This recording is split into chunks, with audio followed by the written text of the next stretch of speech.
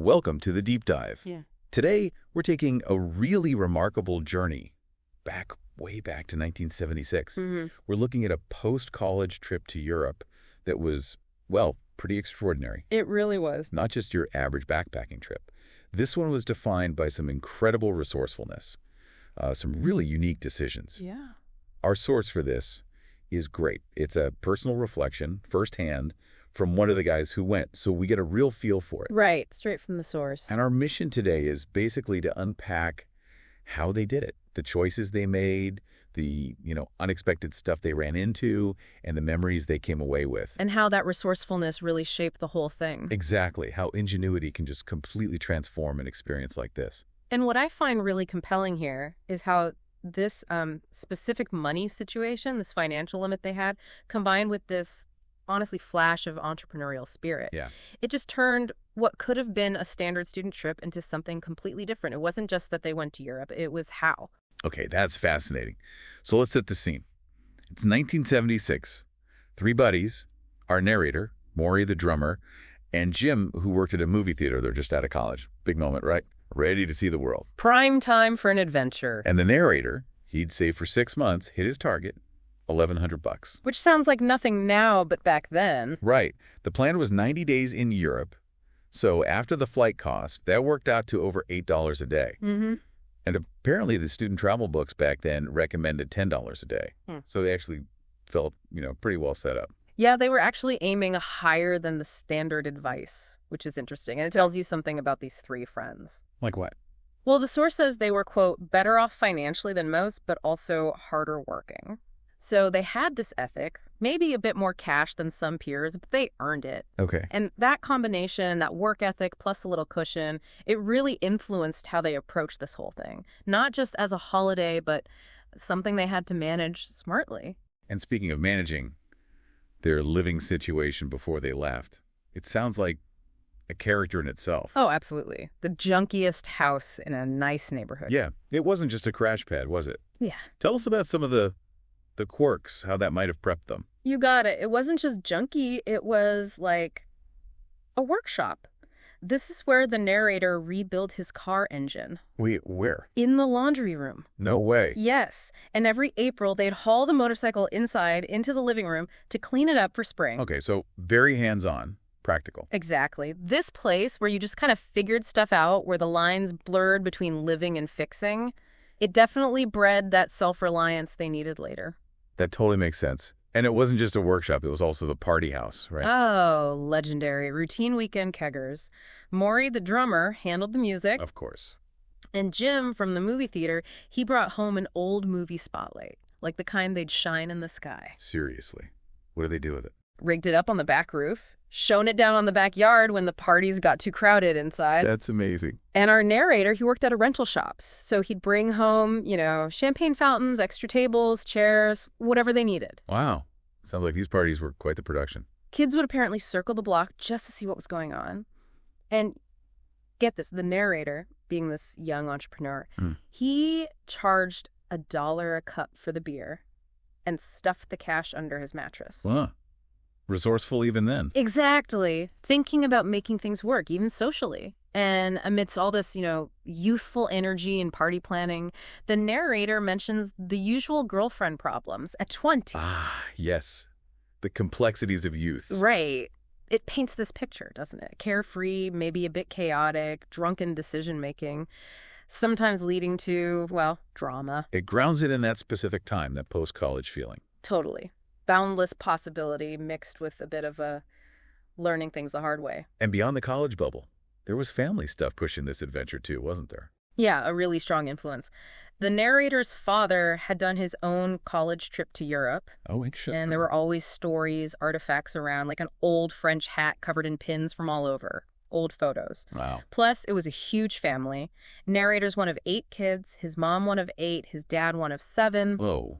Big gatherings, lots of stories. Exactly. Lots of tidbits of information, as he put it, swirling around, planting that seed. So it wasn't just wanderlust, it was almost continuing a tradition. I think so. It framed his desire. It wasn't just travel, it was finding his big story, something to pass down, like his dad's trip. A deeper motivation. Okay, so they've got the motivation, the cash. Yeah. What was the initial travel plan? Something standard? Pretty much. The usual route for students back then was buying Euro passes. Right, those train passes. Unlimited second-class travel across Europe's rail network. Yeah, a solid, well-worn path. Seems logical, right? Makes sense. But knowing our narrator now. Exactly. That Pacific NW camper and true wanderer thing kicked in. He saw an ad on a bulletin board at the University of Washington campus. Okay, and this ad? Changed everything. It was from Ford Motor Company. They'd sell them a brand new Chrysler Simca. A new car? A new car for $2,800 with an agreement to buy it back in 3 months for $2,400. Wait, so the car only cost them $400 for 3 months? Effectively, yes. And get this. That price included everything except gas, even the insurance. That sounds almost too good to be true. Doesn't it? But it was real, and this single deal, it didn't just swap trains for a car. It fundamentally reshaped their whole approach, their whole mindset. How so? Well, suddenly it wasn't just about saving a bit of money. They went from being, passive tourists using the train system to being the architects of their own journey. They now had essentially a traveling room, storage space, potential sleeping space if things got tight. Okay, yeah. More self-contained. And freedom. No more rails to have to follow, no dragging heavy backpacks station to station, or long treks to find a place to sleep. That's a huge difference. Huge! They could move unhindered by the tracks, go find those best and special places that the normal tourist could not. It perfectly fed into that feeling of being three, college grads that knew it all. Huh. I can picture it. That shift from passenger to architect. Yeah. That's big. So the month before leaving must have been frantic. Oh, yeah, a total whirlwind. Juggling jobs, finalizing the car stuff, passports, visas, money, international driver's licenses. All logistics. Plus saying goodbye. There was a big final party at that rental house. The legendary house. The very same. Apparently, it was bittersweet leaving the Pacific Northwest summer behind, and their lease wasn't even up, so a couple of girlfriends actually agreed to pay the rent while they were gone. Wow, supportive friends. Definitely. But the narrator admits, even with all the excitement, he was hesitant, leaving Bellevue, that comfort zone, for this huge unknown. I get that. It's a big leap. And think about the timing, too. This was 1976. Back in the U.S., it was the bicentennial, the 200th anniversary. Oh, right. Big celebrations everywhere. Huge parties, fireworks. They were missing all of that back home, which shows you how committed they were to this particular adventure. They chose this over that massive national party. Okay, so they finally get on the plane. Right. Where did they fly from? Vancouver. Save some money that way, and it was a direct charter flight to London. Smart. And the flight itself? They were told it'd feel like first class. Free drinks, wandering around the plane. Sounds good. Well, maybe too good. Drinking on a long flight, crossing time zones. They arrived in London totally wiped out. Past tired, as the narrator put it. Barely remembered getting to the first B&B. Oof. Been there. Any weird fight stories? Just one funny little omen. There was a cute girl on the plane wearing a jacket that said, pink pussy on the back. Chuckles. Okay. They thought it was a great sign for their upcoming adventures, but the narrator notes dryly, it wasn't. At least not in the way we imagined. Huh. Sometimes the signs aren't what you think. It's those little random details that stick, isn't it? Absolutely. They become part of the Trix mythology. And it's worth pointing out again, 1976 communication. Totally different world. Right. No email, no texting, no social media. Exactly. The narrator mentions how strange it felt, thinking about everyone back home asleep while they were wide awake, living this whole other life on the other side of the world. Yeah. Disconnected in a way that's hard to imagine now. And phone calls. Forget it. Super expensive. Staying in touch was a real luxury, which probably just intensified that feeling of being truly away. Independent. Makes sense. So after landing in London, what then? A couple of nights there to, find their feet, figuring out the underground, seeing some basic sights. Then onwards. Train to Dover. Okay. Then a hovercraft. Remember those? Past the White Cliffs over to Paris. Hovercraft. Cool. And Paris is where the car comes in. That's where the real road trip begins. So tell us about the car itself. The Chrysler Simca hatchback. Yeah, it sounded pretty decent. 4 doors, good storage space in the back, no radio, which was standard then. Right. But they were prepared. Brought a whole box of cassette tapes and a player that plugged into the cigarette lighter. Unlimited music for the road. Perfect road trip setup, especially on a budget. Absolutely. So now they're mobile, and this is where things get, unpredictable. Let's talk about some of the moments that really stand out. Okay, hit me. The unexpected stuff. First up, Something truly bizarre. The ladybug invasion.